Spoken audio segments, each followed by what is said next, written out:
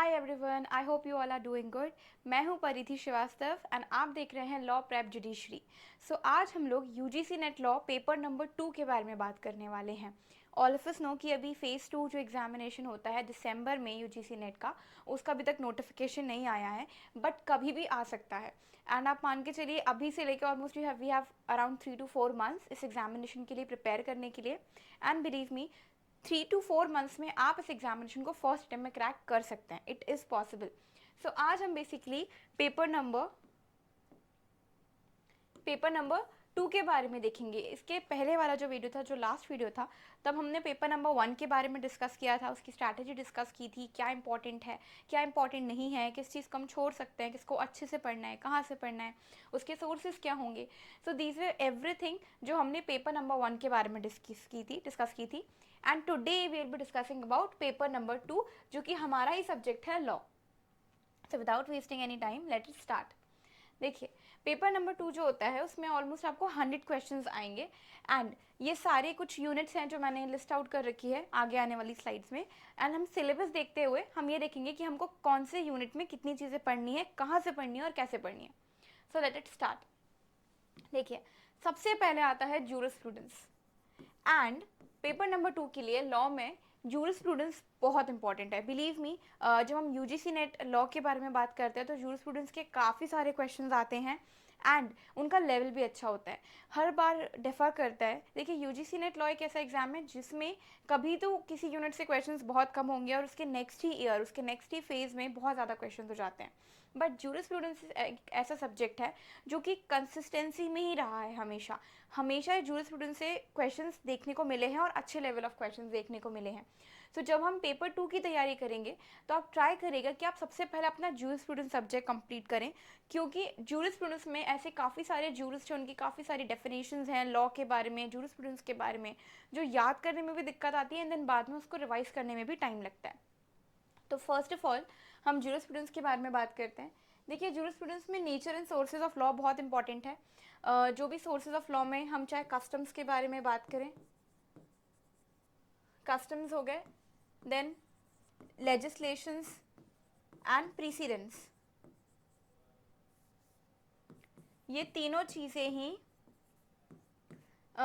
Nature and sources of law में बहुत important है, इनसे क्वेश्चंस आते हैं, बनते हैं। Then schools of jurisprudence, again जो सबसे इंपॉर्टेंट पार्ट अगेन जूरिस्प्रूडेंस में है वो है स्कूल्स ऑफ जूरिस्प्रूडेंस। वाई? क्योंकि हमारे पास एनालिटिकल स्कूल है, हिस्टोरिकल स्कूल है, फिलोसॉफिकल स्कूल है, सोशलॉजिकल स्कूल है, रियलिस्ट स्कूल है। ऐसे काफ़ी सारे स्कूल्स हैं जिसमें काफ़ी सारे जूरिस्ट हैं।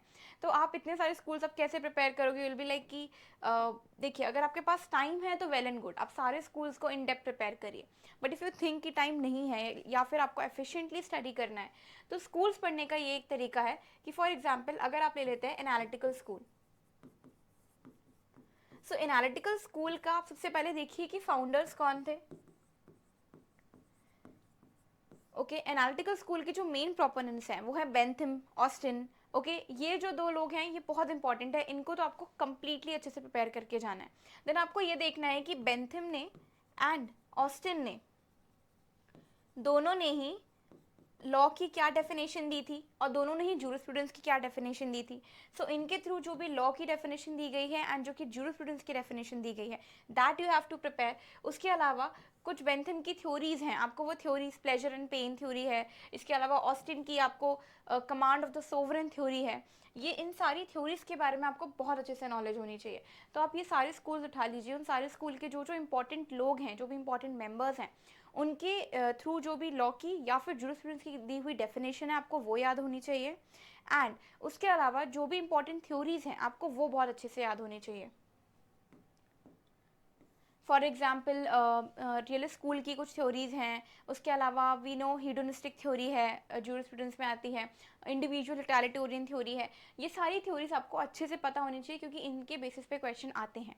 इसके अलावा भी अगर मैं बोलूँ कि कौन से ऐसे जूरिस्ट है जो इंपॉर्टेंट है, देखिए, स्कूल्स ऑफ जूरिस्प्रूडेंस में you should know about Bentham, about Austin, about Gray. Then अगर आप हिस्टोरिकल स्कूल में बात करें तो आपको सैविग्नी के बारे में बहुत अच्छे से पता होना चाहिए। मॉन्टेस्क वो भी इंपॉर्टेंट है, एंड सोशलॉजिकल स्कूल है, उसमें भी काफ़ी सारे ऐसे जूरिस्ट हैं जिनके बारे में आपको पढ़ना चाहिए। ड्यूगिट हैं, उनका आपको पता होना चाहिए।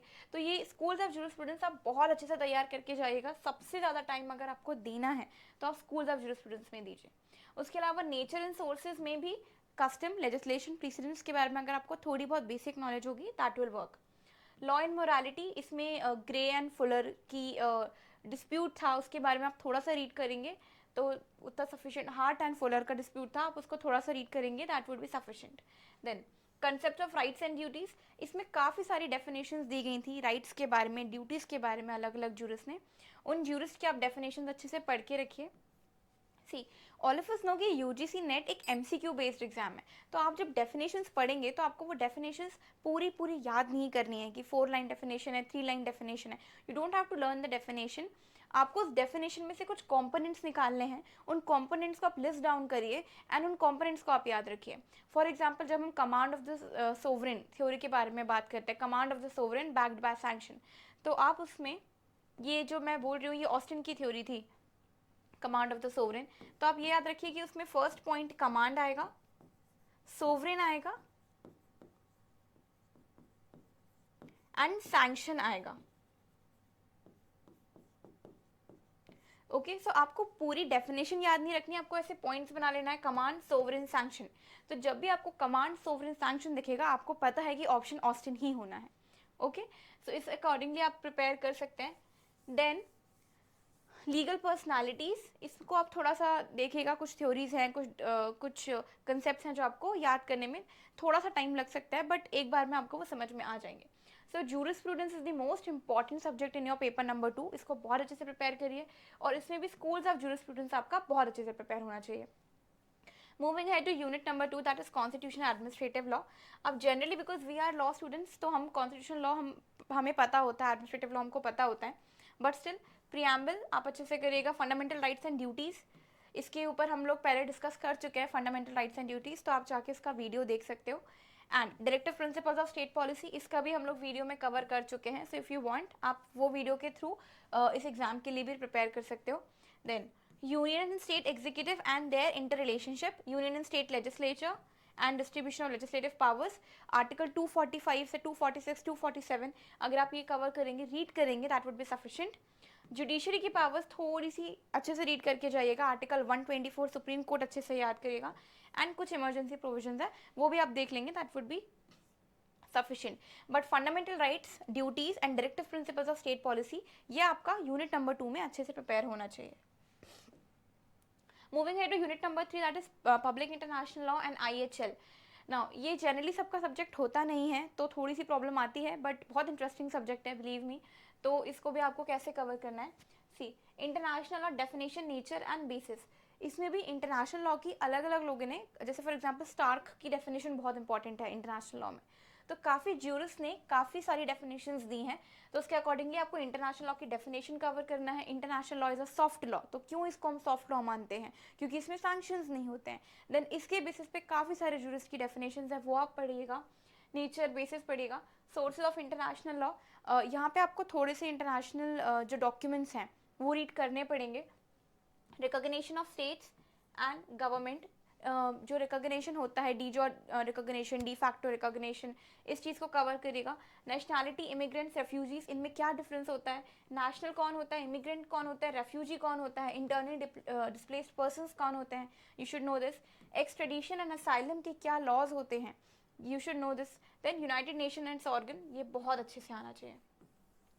यूनाइटेड नेशंस कब स्टैब्लिश हुआ था, कहाँ इसके हेडक्वार्टर्स हैं, कितने ऑर्गन्स हैं, ऑर्गन्स का क्या क्या पर्पस है, क्या ऑब्जेक्टिव्स हैं, ये सारी चीज़ें आपको बहुत अच्छे से पता होनी चाहिए, ये भी इंपॉर्टेंट टॉपिक है।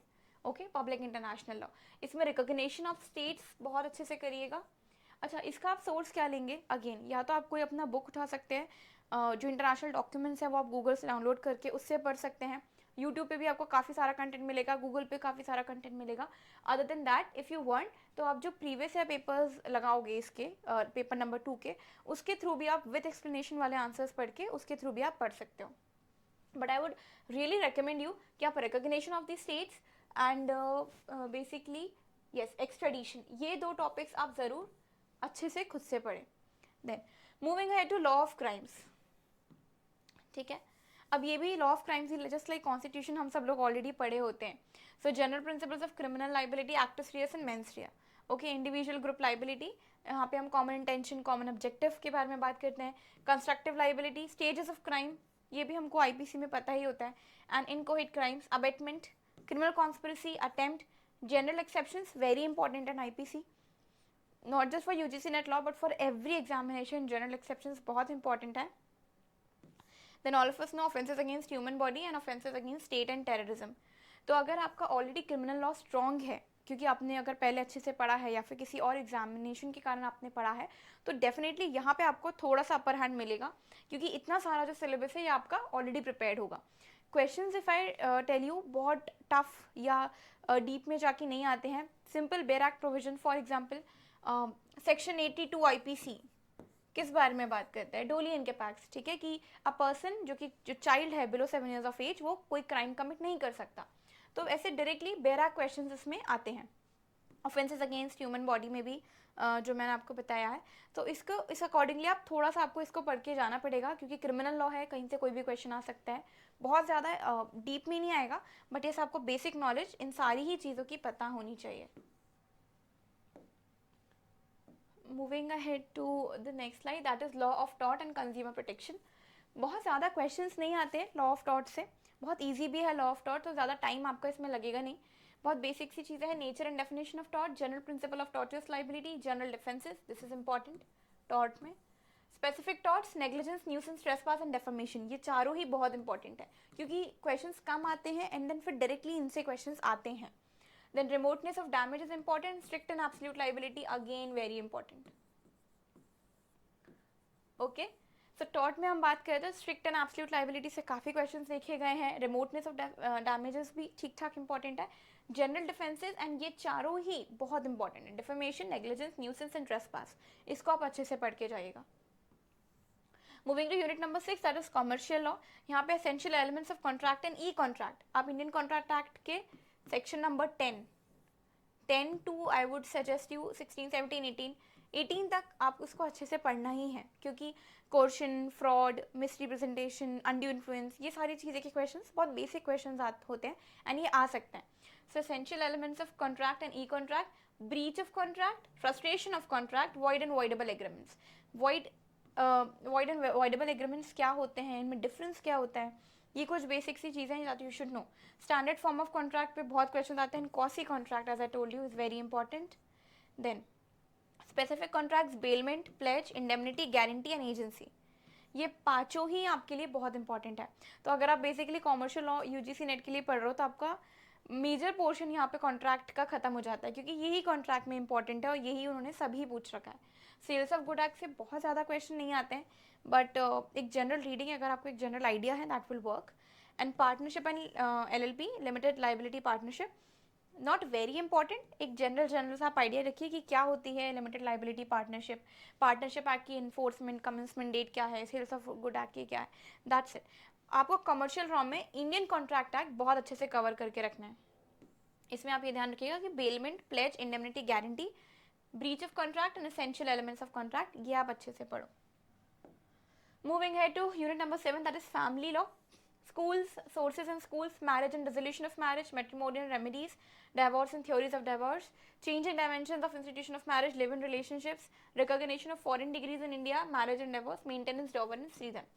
इसमें आपको बेसिकली फैमिली लॉ में हम बात करते हैं तो आपको Hindu law and Muslim law दोनों ही कवर करके रखने पड़ेंगे। एंड फैमिली लॉ से क्वेश्चंस बनते हैं, तो अगर जूरिस्प्रूडेंस से बहुत सारे क्वेश्चंस बन रहे हैं तो उतने डेफिनेटली जूरिस्प्रूडेंस बराबर नहीं, बट फैमिली लॉ से काफ़ी सारे क्वेश्चंस आते हैं।